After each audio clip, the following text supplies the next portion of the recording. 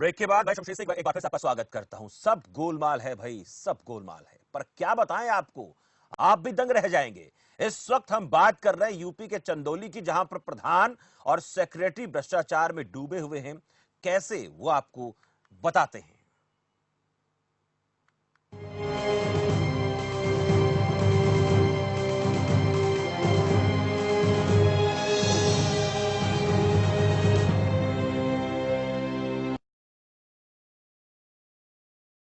तो गोलमाल है, योजना की बात करेंगे गरीबों को लेकर, उसमें कमीशन लेना छोड़ दें, फिर शुरू करें सख्त कार्रवाई तो रुक सकता है भ्रष्टाचार। साथ ही ये भी कहा, ये भी जो है ब्याज रखना चाहिए कि सड़कें बनवाने के विवाद में प्रधानों को अपनी जान तक देनी पड़ती है।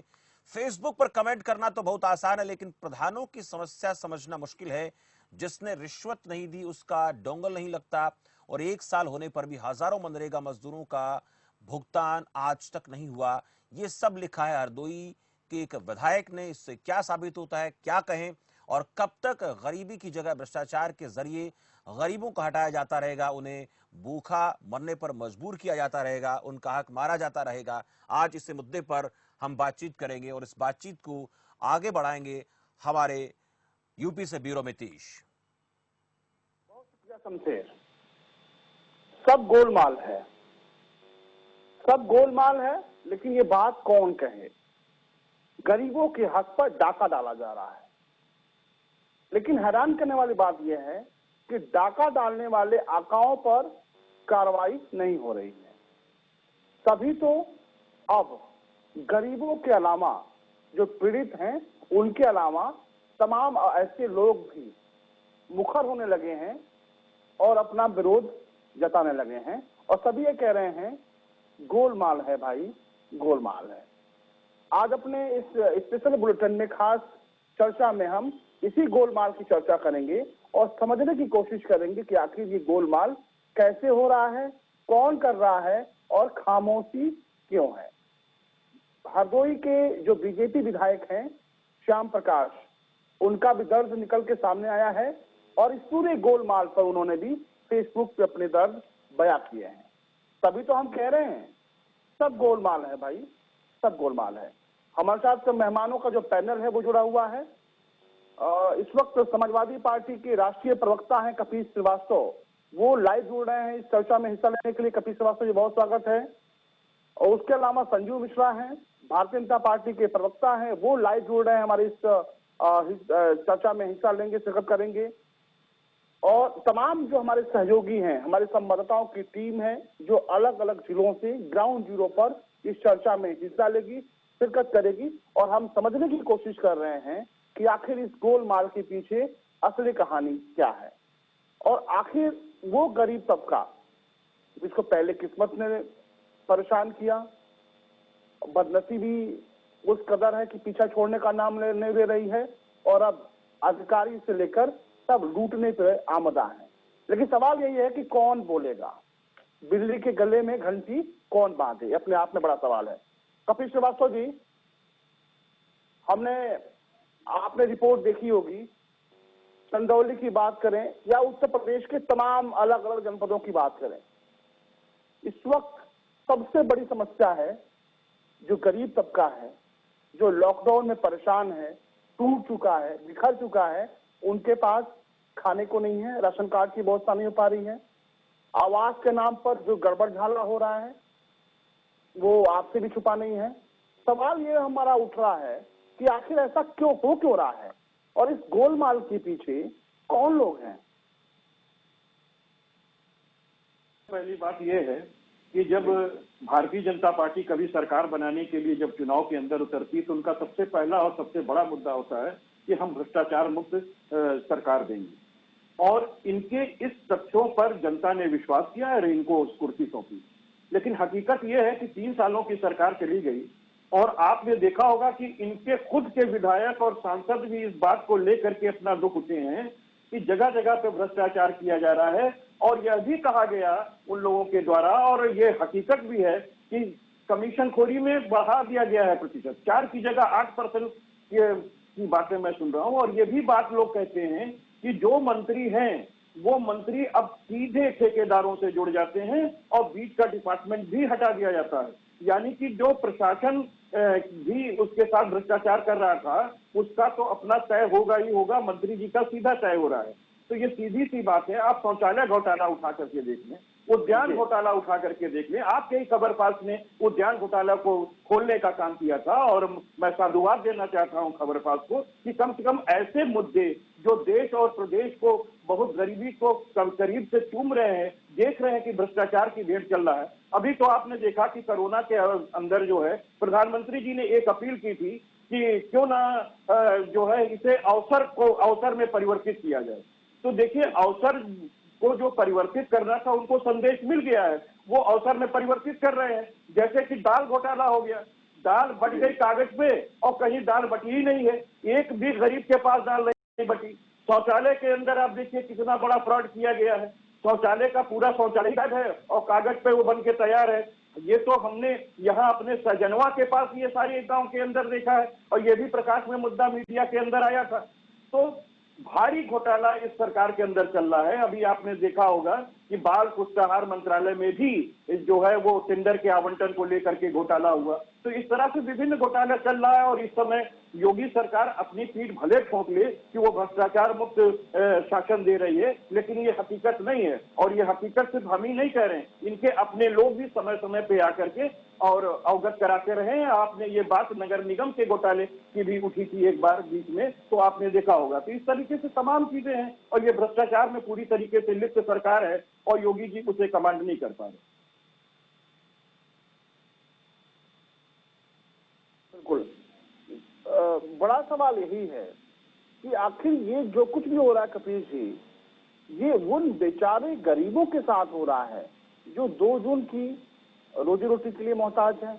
और आपको जानकर हैरानी होगी कि प्रदेश भर के अलग अलग जिलों से जब हमारे पास बाइटें हमारे संवाददाता भेजते हैं, उन बाइटों को सुनने के बाद से आंखें नम हो जाती हैं। जी, हर किसी का एक अपना सपना होता है, प्रेस कॉन्फ्रेंस करके सरकारी मदद दी जा रही है, बड़े बड़े दावे किए जा रहे हैं।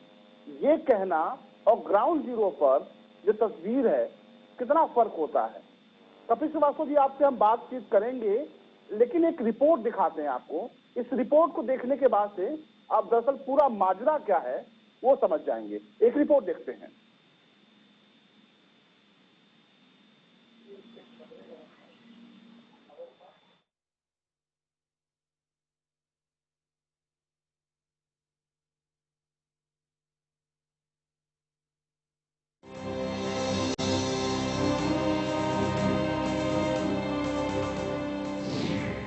कोरोना महामारी आई, देश में बेरोजगारी लाई। सरकार कहती है गरीबी हटाओ, लेकिन भ्रष्ट अधिकारी कहते हैं गरीबों को हटाओ। कोरोना महामारी क्या आई, पूरा देश लॉकडाउन हो गया। देश लॉकडाउन हुआ तो जाहिर सी बात है रोजगार बंद हो गए, और जब रोजगार बंद हुए तो गरीब पहले ही सड़क पर थे और अब जमीन पर आ गए, खाने के लाले पड़ गए। ऐसे में राज्य सरकारों ने गरीबों को 3 महीने तक राशन फ्री देने का ऐलान किया और इसकी जिम्मेदारी अधिकारियों को सौंप दी। जैसे हर सरकार ने किया, ठीक वैसा यूपी की योगी सरकार ने भी किया। लेकिन जिन अधिकारियों को जिम्मेदारी सौंपी, सोचिए अगर वही सरकार को पलीता लगाने पर उतारू हो जाए तो क्या हो। शायद वैसा ही जैसा इस वक्त यूपी के चंदौली में हो रहा है। गरीबी भागे ना भागे, गरीब जरूर भाग रहे हैं, क्योंकि गरीबों को उनके हक का एक भी दाना नहीं मिल पा रहा है। कट गया। किसने कटवा दिया? प्रधान। तो इसके बारे में आपने किसी से शिकायत की? हाँ कैली। तो क्या आश्वासन मिला, क्या बोले वो? कुछ नहीं बोलना। और सरकारी सुविधा आप लोगों को मिली है, राशन वासन जैसे सरकारी दिया जा रहा है सरकार? नहीं हमको मिला है। का काट गला साहेब, हमार अन्न बिना मरत बाड़ी जाए। किसने कटवा दिया? प्रधान जी कटवा देलन। इसके बारे में आपने प्रधान से कहा कि आपने हमारा राशन कई कार्ड क्यों कटवा जगह दिया? गईली जा का कि तोहर नावे गाम नहीं तो हमन करे आगे का करल जा, हमन को कौन समस्या बा साहेब। हमारा मामला है सर की हमारे गांव सभा में हमारा अंत्योदय कार्ड बहुत पहले से बना हुआ था। हमारी 65 वर्ष की अवस्था है। हमारे घर में एक हमारी औरत है, एक लड़का है। 16-17 बरस का हमारी पेशा जो मजदूरी है, अब तो हम वृद्ध हो गए, कुछ करने भी लायक नहीं है, सहा है। आरोप है कि चकिया विकास खंड के पिपरिया ग्राम सभा में ग्राम प्रधान और सेक्रेटरी ने जमकर लूट मचाई हुई है। राशन कार्ड, जॉब कार्ड, शौचालय और आवास में जमकर भ्रष्टाचार किया जा रहा है। तो वहीं जब मीडिया की टीम ने चकिया के एसडीएम से इस बारे में बात की तो उन्होंने क्या कहा, जरा उसे भी सुन लीजिए। प्रकरण अभी आपके द्वारा संज्ञान में लाया गया है। कुछ तथ्यों, आवास और राशन कार्ड संबंध में शिकायतें हैं, उसकी जांच कराई जाएगी और अगर कहीं पे गलत पाया जाता है तो विरुद्ध कार्रवाई की जाएगी। यही नहीं, इस मामले में खुद बीजेपी विधायक भी ऐसे भ्रष्ट लोगों पर अपने लेख के जरिए छींटाकसी करते हुए नजर आए हैं। यूपी के हरदोई के विधायक श्याम प्रकाश ने तो फेसबुक पर एक पोस्ट डालते हुए लिखा है कि मनरेगा गरीब मजदूरों के पसीने की कीमत है। प्रधान फर्जी भुगतान को मजबूर है क्योंकि मास्टर रोल और एस्टीमेट से ही प्रधान को कमीशन देने की शुरुआत करनी पड़ती है।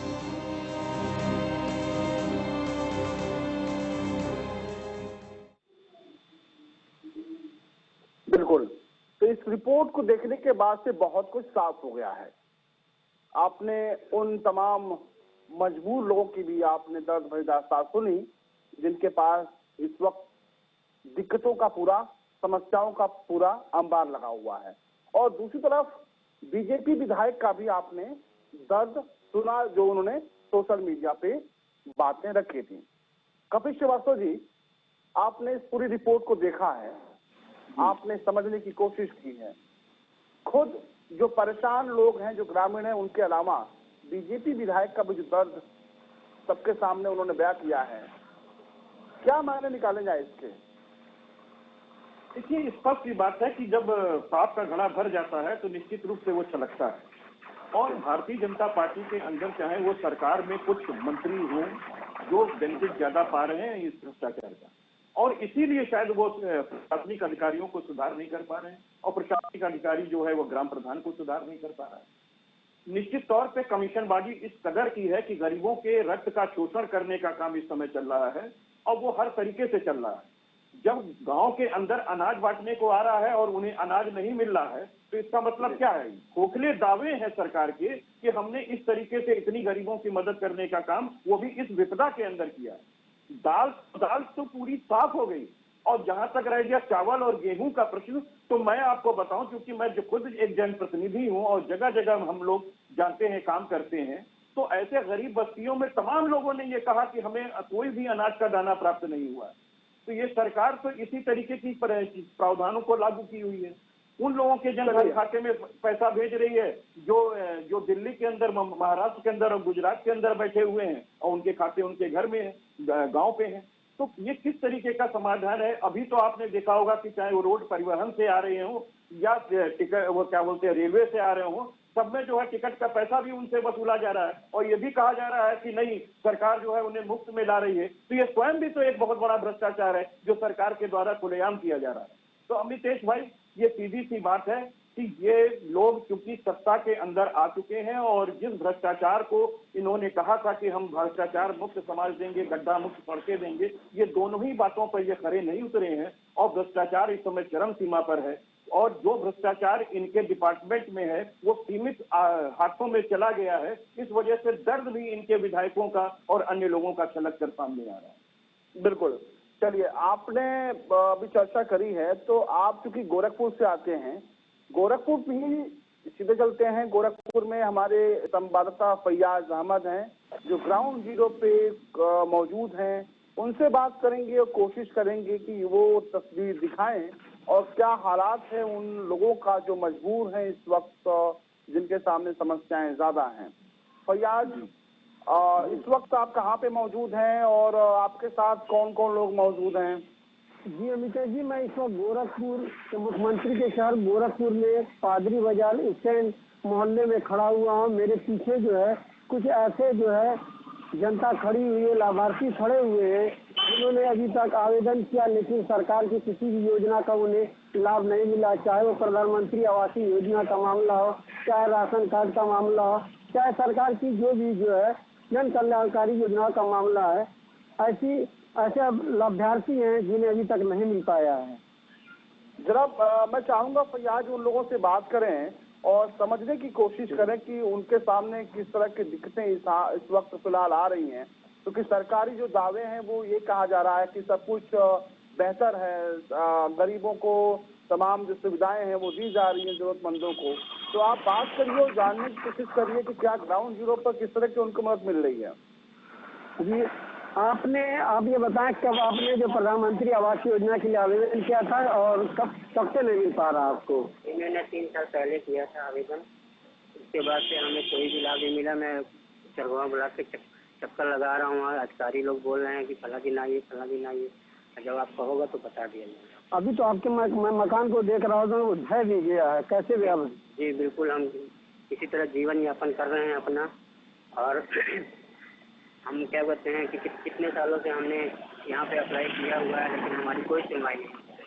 जी आप आइए। आपने राशन कार्ड के लिए कब अप्लाई किया? 1 साल 2 साल पहले। तो अभी तक आपका राशन कार्ड नहीं बना? आप आइए, आप आगे आइए, बताइए आपने क्या किस चीज के लिए आवेदन किया था? राशन का। तो क्या वो अभी बन के मिला आपका? अभी नहीं, कोई सुनवाई नहीं हुआ। कितना दिन हो गया? कहाँ गई हैं आप? अरे गुजर में। अच्छा भाई साहब, आप आए बताएं, आपने किस चीज के लिए आवेदन किया था? पहले से कार्ड कागज वाला मिला था, 2 दिन मिला, उसके बाद फिर बंद हो गया। 2 बार कहें एयरलाइन कराइए, एयरलाइन भी कराएं, नहीं मिला। प्रधान के पास चक्कर काटे, अगले महीने करा देंगे, अगले महीने करा देंगे, अभी तक। फैयाज से ये जानने की कोशिश करिए कि लॉकडाउन में किस इनका जो अभी हालात हैं वो किस कदर से हैं, और जो सरकारी जो तमाम जो सुविधाएं हैं उनको मिली कि नहीं मिली, और किस तरह का शासन अधिकारियों द्वारा इनको दिया जा रहा है। जी हाँ, आप बताइए लॉकडाउन के दौरान सरकार की तरफ से आपको क्या मदद मिली है, क्या कहना है? मैं इस चैनल के माध्यम से चैनल वालों को थैंक यू कहना चाहती हूँ कि मैं अपना बयान आप लोगों के सामने रख सकती हूँ, अपनी परेशानियों को आपके सामने रख सकती हूँ। जब सरकार ने तो बहुत फायदे दिए हैं, लेकिन हम तक अभी तक पहुँचा नहीं है किसी भी बात का। मैं 2019 में 1 सितंबर 2019 को मैं अपना ऑनलाइन राशन कार्ड कराई थी, और मुझे अभी तक वो राशन कार्ड का रसीद मिला। मैं कई चक्कर वहाँ पे गई, राशन कार्ड जहाँ से कोटेदार से मिलता है राशन, मैं उस कोटेदार के पास भी गई। मैंने उनसे कहा, उन्होंने किसी तरह से भी कोई मदद नहीं की और कहा आप वहाँ जाइए, सूची में अपना नाम देखिए, यदि आपका नाम आता है तो आप उसमें से लीजिए, नहीं आता है तो आप ऑनलाइन दूसरी जगह कराइए। इन दिनों में लॉकडाउन चल रहा है, लॉकडाउन में सारी दुकानें बंद है, मैं किसके दरवाजे पे लॉकडाउन ऑनलाइन कराने के लिए जाऊँ? तो कैसे आपके घर का जीवन यापन चला, भोजन कैसे मिल रहा? सर देखिए, मेरा हस्बैंड एक गांव के एक प्रॉपर्टी डीलर है, उनके वहाँ पर वो झाड़ू बर्तन करते हैं, उसके जरिए मेरे घर का खर्च चल रहा है।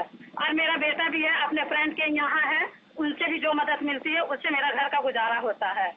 और मेरी बेटी पढ़ने वाली है, दिल्ली में इस समय यूनिवर्सिटी में पढ़ रही है, और उसको भी उसकी मौसी लोग उसको सपोर्ट कर रही है, वो उसकी मौसी लोग उसको पढ़ा। चलिए आइए, कुछ और लोग हैं जिनसे जानकारी कर पाएंगे, बताइए।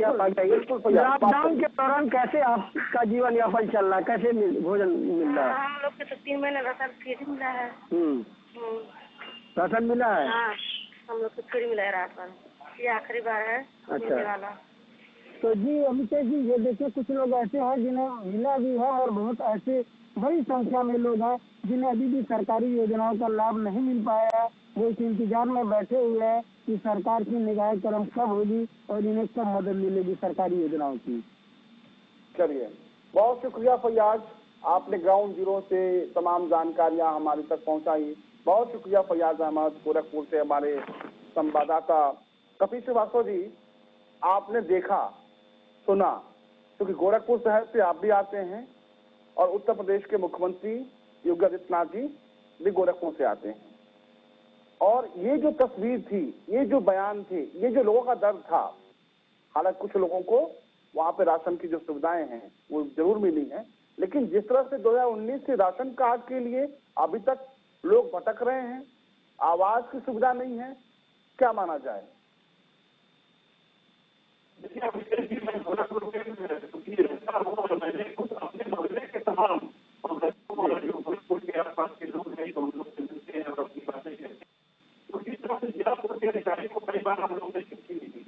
उस व्यक्ति के भी संज्ञान लेने का काम नहीं किया गया, और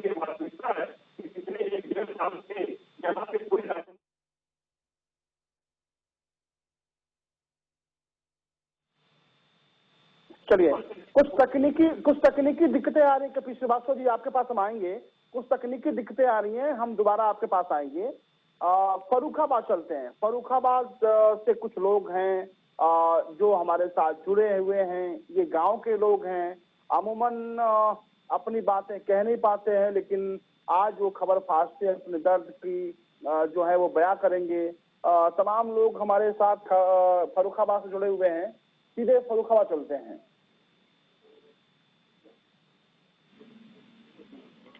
जी, सबसे पहले आप अपना परिचय दीजिए। आपका नाम क्या है और किस गांव से आप हैं फर्रुखाबाद के?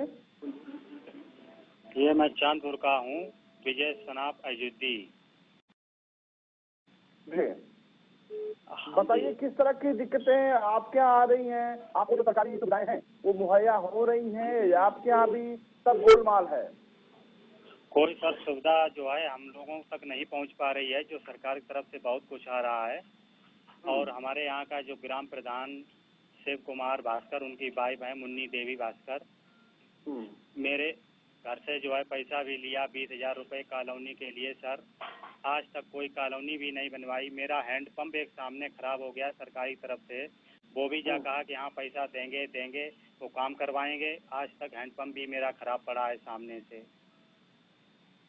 तो आपने इस बात की जानकारी अधिकारियों तक पहुंचाई या फिर तमाम और लोगों तक बताई कि नहीं बताई आपने बात? जी, इतना दबंग किस्म का प्रधान है, उसने पहले ही बोल दिया है अगर कहीं शिकायत की तो समझ लेना आगे अच्छा नहीं होगा परिणाम।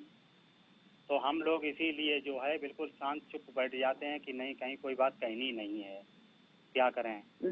लेकिन आज तो आप हमारे साथ जुड़े हुए हैं, आपको पूरी दुनिया देख रही है जी। तो ऐसे में बात करने में अब आपको कोई डर या इस तरह की बातें हैं कि जो लोग आपको इस बात कह रहे थे कि आप कहीं कोई बात न करें, कोई शिकायत न करें, वो कुछ आपका? जी, आप हमारे साथ जुड़े हुए हैं, आपको पूरी दुनिया देख रही है। आप कह रहे थे ना कि आपके वो अक्सर कहते हैं कि भाई कोई कहीं पर शिकायत किया तो बुरा नहीं होगा। हाँ जी। अच्छा, आपके साथ कुछ और लोग भी जुड़े हुए हैं, हम उनसे भी बात करेंगे, लेकिन कपिल श्रीवास्तव जी के पास चलते हैं। कपिल जी, चाहे गोरखपुर हो, चंदौली हो, हरदोई हो या फर्रुखाबाद हो, हर जगह तस्वीर एक ही तरह की आ रही है। आईना होगा वैसे ही उसमें अक्स दिखाई देगा। योगी सरकार का जो प्रशासन पे पकड़ है वो बहुत ही कमजोर पकड़ है। यद्यपि वो दिखते हैं कि वो टीम 11 के साथ काम कर रहे हैं, कि टीम 11 उन पर ज्यादा हावी है मुख्यमंत्री जी के, और प्रशासन पे पकड़ इनकी बहुत कमजोर है, जिसका तानाशाही रवैया हम लोगों को शासन प्रशासन दोनों में देखने को मिलता है। और ये उसी का नतीजा है। हम लोगों की चिट्ठी का कोई असर नहीं होता है। वो हमारी आपकी तो बात छोड़ दीजिए, अभी हाल ही में इनके पूर्व प्रदेश अध्यक्ष जो थे वो खुद बैठ करके वाजपेयी जी कह रहे थे कि थानेदार उनकी बात नहीं सुनता। तो ये सीधी सी बात है कि जिस मंत्री से जुड़ा हुआ मामला है या जो शासन प्रशासन के जो अधिकारी हैं वो अत्याचार कर रहे हैं, वो तानाशाही पूर्व रवैया किए हुए हैं, और पूरी की पूरी प्रदेश की हर व्यवस्था भ्रष्टाचार के घेंट चढ़ रही है। ये आपके सामने, आप तो जुड़े हुए हैं जन जन से, वो आपके सामने पेश हो रही है। हम लोग तो कहते तो ये कह दिया जाता कि भाई चलिए ये विरोधी दल के लोग हैं, इनका तो काम ही विरोध करना है, लेकिन हम अगर आईना दिखाने का भी काम करते हैं तो भी कोई सुनवाई नहीं। हमारी कोशिश है कि हम एसी स्टूडियो में बैठकर पत्रकारिता नहीं करते हैं। हम आपके सामने हैं, ग्राउंड जीरो पे हमारे संवाददाताओं की एक लंबी चौड़ी टीम है। हर संवाददाता हमारा हर जगह पे पहुंचकर जो लोगों की तकलीफें हैं, अगर सरकार सही काम कर रही है हम उसको भी दिखाएंगे, अगर कहीं पे गोलमाल है तो हम खामोश नहीं बैठेंगे, क्योंकि हम पत्रकार हैं और एक जिम्मेदार संस्थान है, हमारी जवाबदेही है। मेरठ चलेंगे कपिल जी, फिर आपके पास आएंगे। मेरठ से हमारे सहयोगी, हमारे संवाददाता धर्मेंद्र जुड़े हुए हैं, उनके साथ भी कुछ लोग हैं। वहां देख लेते हैं कि वहां पर क्या स्थितियां हैं, वहां पर जो सरकार जो दावा कर रही है बेहतर काम का, जो तमाम चीजों का सरकारी सुविधाएं मिल रही हैं लोगों को, वहां भी जान लेते हैं कि क्या कंडीशन है, क्या हालात है। धर्मेंद्र जुड़े हुए हैं मेरठ से। धर्मेंद्र, सबसे पहले आप बताएं कहाँ पे हैं इस वक्त आप मौजूद हैं और आपके साथ कौन लोग मौजूद हैं?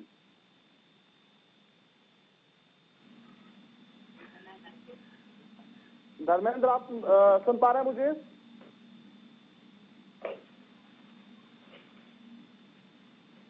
चलिए, धर्मेंद्र से हमारा संपर्क नहीं हो पा रहा है। एक बार फिर से फर्रुखाबाद चलेंगे। फर्रुखाबाद चलेंगे और वहां से कुछ ग्रामीण हमारे साथ जुड़े हुए हैं। जब आपने शिकायत करी, आपके गांव के लोगों ने शिकायत की, तो अधिकारियों से आप लोगों ने कोई बात की कि नहीं? आप लोगों ने अपनी बात जो है वो अधिकारियों तक क्यों नहीं पहुंचाई?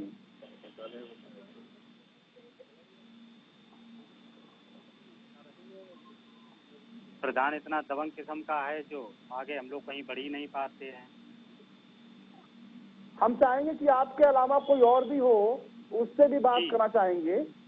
आपके अलावा कोई और भी हो आपके साथ तो उनसे बात कराइए, लेकिन उसके पहले हम चलेंगे मेरठ, जहां से हमारे सहयोगी धर्मेंद्र जुड़े हुए हैं। धर्मेंद्र, इस वक्त आप कहाँ पे मौजूद हैं?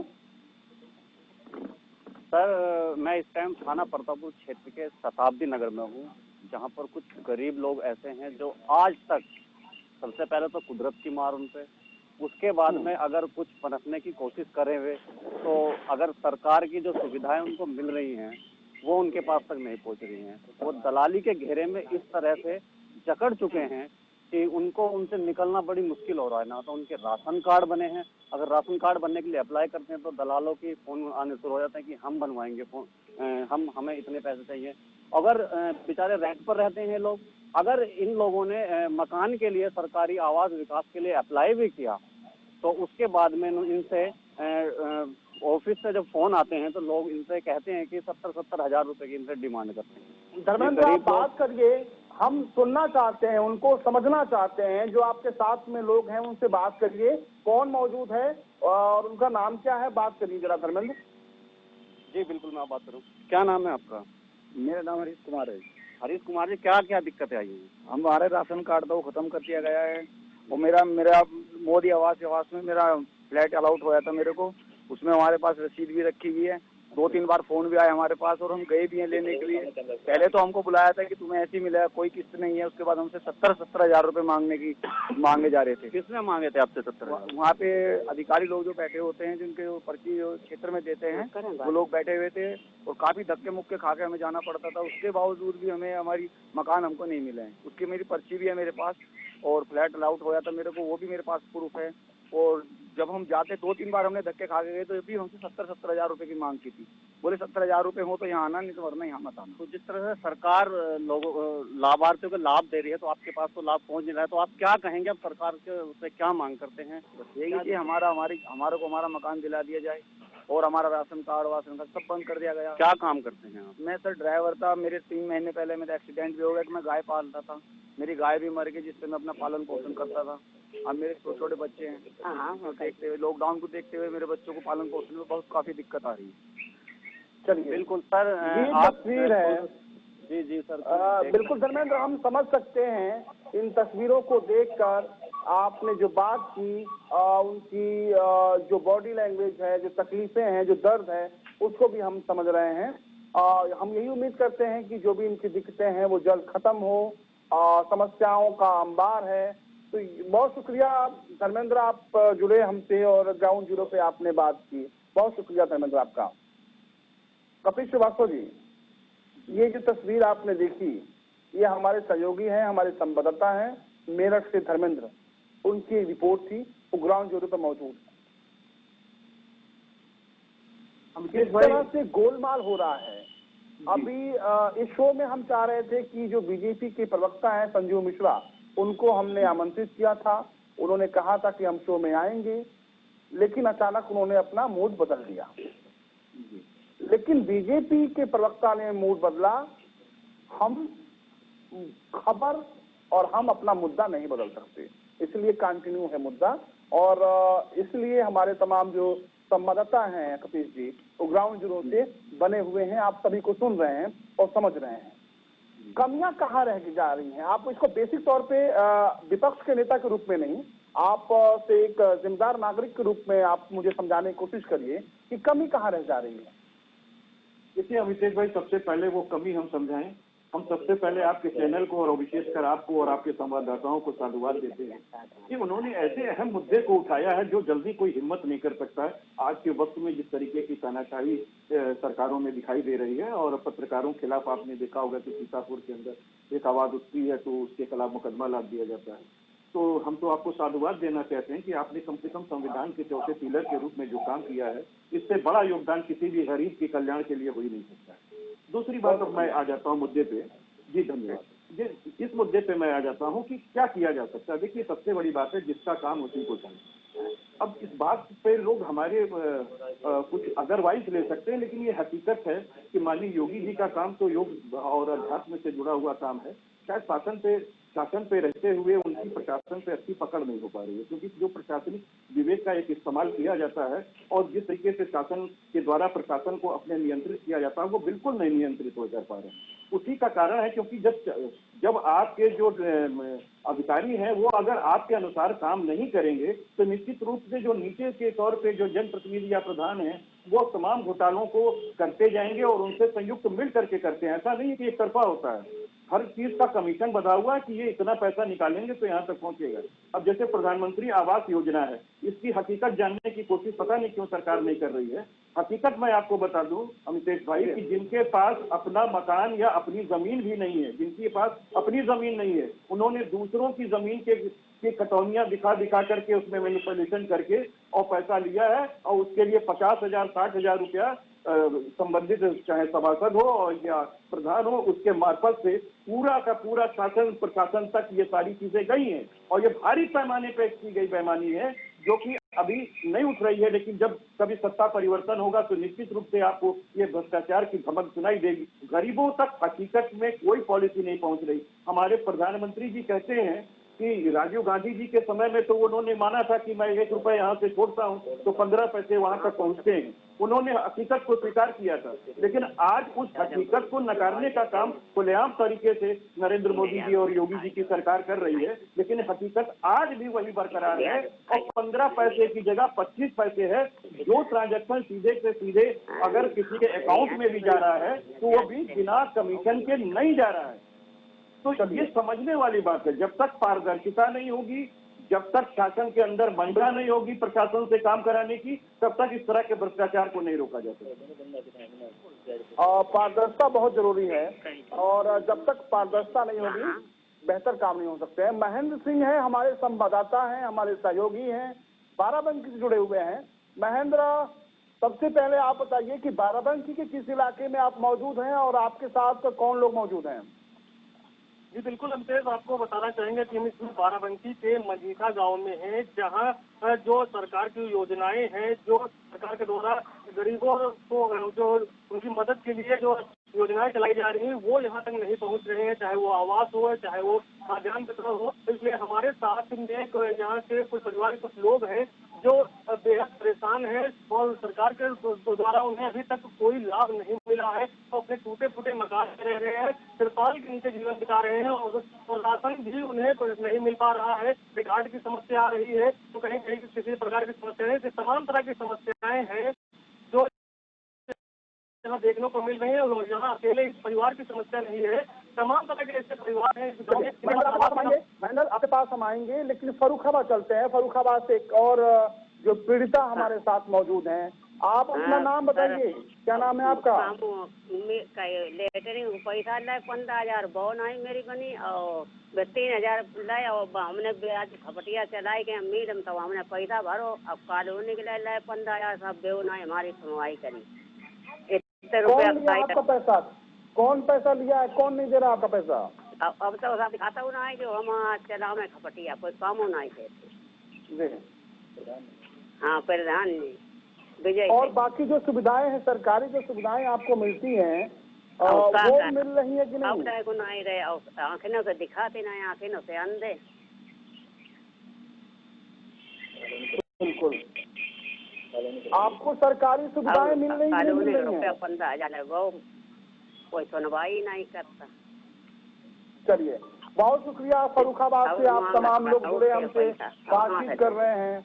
आप गांव के लोग हैं, आपकी भाषा हम भले न समझ पाए, लेकिन आपका दर्द हम बखूबी समझ सकते हैं, आपकी तकलीफें हम बखूबी समझ सकते हैं। भाषा समझने में हमको दिक्कत भले आ सकती हो, कपीश जी को भले आ सकती हो, लेकिन आपका दर्द, आपकी जो आंखें बयां कर रही हैं, वो समझने के लिए काफी है कि किस तरह से सरकारी सिस्टम के आगे आप लोग, सरकारी सिस्टम जो गोलमाल कर रहा है, फर्रुखाबाद से जितने भी लोग जुड़े हुए हैं बहुत शुक्रिया।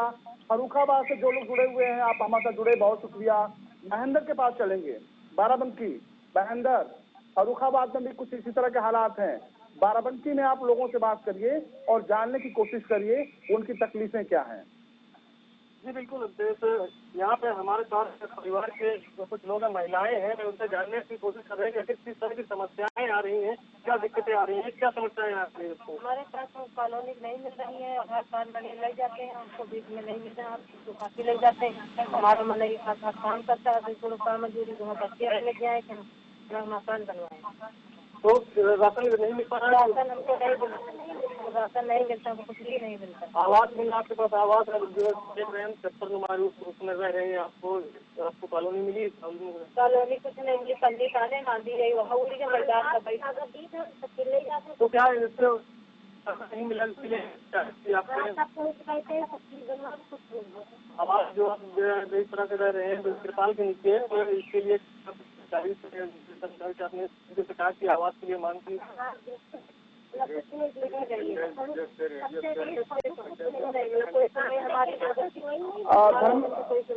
महेंद्र, इनसे पूछिए कि क्या इन लोगों ने कोई शिकायत अधिकारियों से की, अधिकारियों का किस तरह जवाब था, आप इनसे पूछिए क्योंकि अधिकारियों की जवाब यही है। बिल्कुल बिल्कुल बिल्कुल। ये बताइए, जब आप लोग अधिकारियों के पास शिकायत करने गए तो क्या जवाब मिला, क्या उन्होंने कहा? कहीं बन जाएगी, लोग कुछ भी नहीं बताया। अच्छा, उसके बाद में अब आपने जो अधिकारियों को एप्लीकेशन दिया या उनको शिकायत की तो उन्होंने काम आपका होने का आश्वासन दिया था आपको? हाँ बहन, हो जाएगा, लोग कुछ भी नहीं हुआ हमारा। 2 महीना में होगा, 5 महीने में होगा, ये सब कोई बता तो चाह रहा हमको। कितने दिनों से आप लोगों को राशन पानी नहीं मिल पा रहा है? 5 साल से। 5 साल तक नहीं मिल रहा है, तो कैसे भी खाते हैं?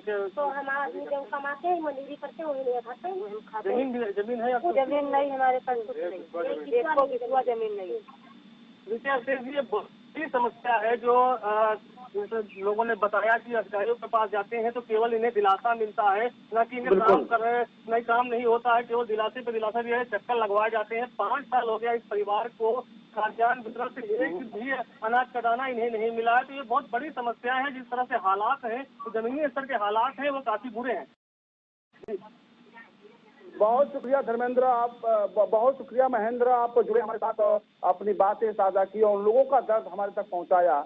जो लोग परेशान हैं, जो लोग दिक्कतों में हैं, जिनकी तकलीफें बहुत ढेर सारी हैं और सब सरकारी सिस्टम के आगे गोल सा दिख रहा है।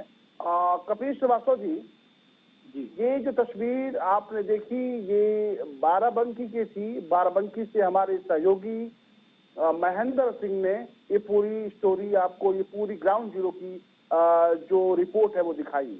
इसको देखने के बाद से क्या कहेंगे? बिल्कुल स्पष्ट सी बात है और ये हकीकत है कि गरीबों का शोषण हो रहा है और ये शोषण जनप्रतिनिधि और शासन और प्रशासन दोनों मिल करके कर रहे हैं, क्योंकि समुचित जगह पर जहां पर इनकी एप्लीकेशंस जाती हैं तो उसका निदान नहीं होता, ये भ्रष्टाचार है। अगर किसी को समय पे न्याय ना मिले तो इसका मतलब है कि वो व्यवस्था जो है भ्रष्टाचार के भेंट चढ़ गई है। इन लोगों ने एप्लीकेशन भी करी है, ये आपके सामने भी चैनल पे कह रहे हैं। हमारे जैसे जनप्रतिनिधि भी समय समय पे इनके लिए लेटर लिख के इनके अधिकारियों की लड़ाई लड़ते हैं, लेकिन उसके बाद भी ये सरकार इतना कान में तेल डाल करके सोई हुई है कि जगने का काम नहीं कर रही है। और एक चीज की हकीकत को और भी समझना पड़ेगा कि हो सकता है कि सरकार में चेहरा तो किसी का हो, लेकिन संगठन और सरकार को कोई और चला रहा हो। ये मैं एक आपको बहुत बड़ी बात कह रहा हूँ। कपीश जी, एक लाइनें, कुछ चंद लाइनें हैं, हम आपको और हमारे तमाम दर्शक हैं उनको हम सुनाना चाहते हैं। इन तमाम तस्वीरों को देखने के बाद से कपीश जी, क्योंकि आप भी लिखते हैं, बहुत शानदार लिखते हैं, अच्छा लिखते हैं, बहुत कुछ सीखता हूँ आपसे भी मैं। जो हमने लोगों से बात करी उसको देखने के बाद से मुझे लगता है ये लाइनें बिल्कुल सटीक बैठती हैं। आप इस मुल्क में किस उजाले की बात करते हैं, आप इस मुल्क में किस उजाले की बात करते हैं यहाँ तो अंधेरे रोशनी से मिलकर रात करते हैं, यहाँ तो अंधेरे रोशनी से मिलकर रात करते हैं। कोई मजहब नहीं है देश के गद्दारों का।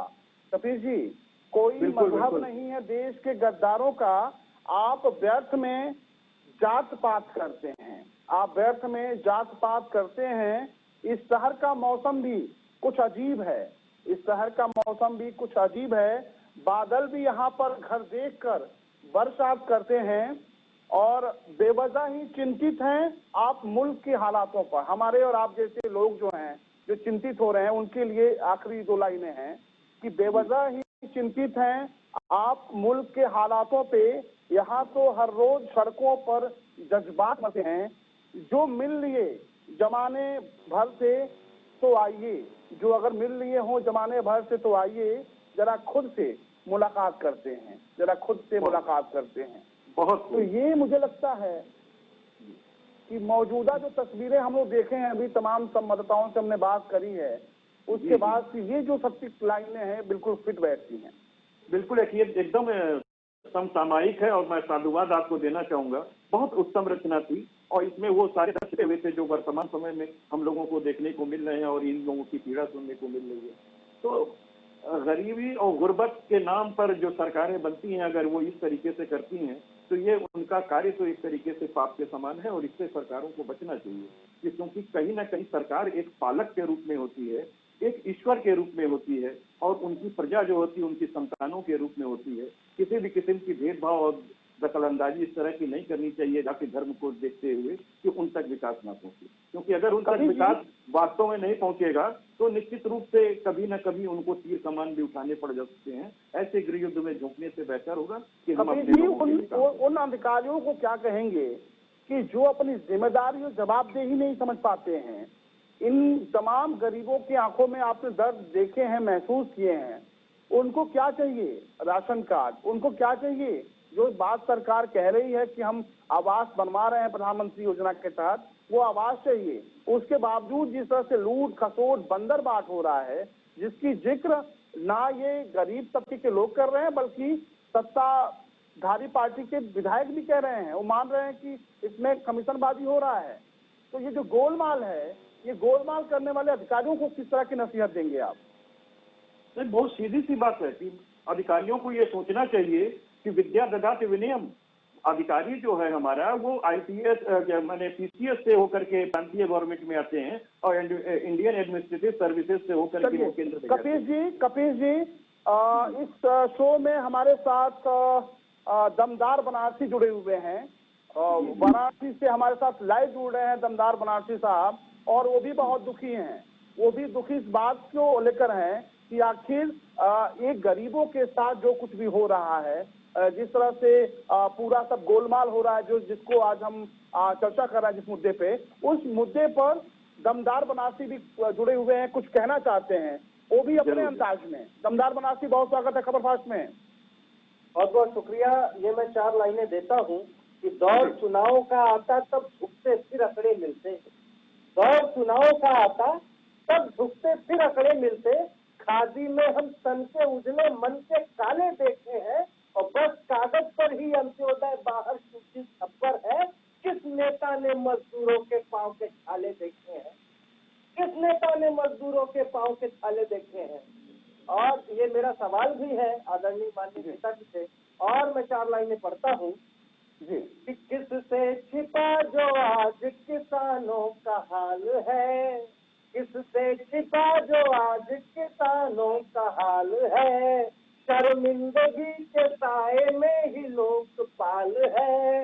नेताओं के वादों का भरोसा ही क्या करे, है खेल वोट बैंक का सब गोलमाल है। बिल्कुल सब गोलमाल है दमदार बनारसी साहब, सब गोलमाल है।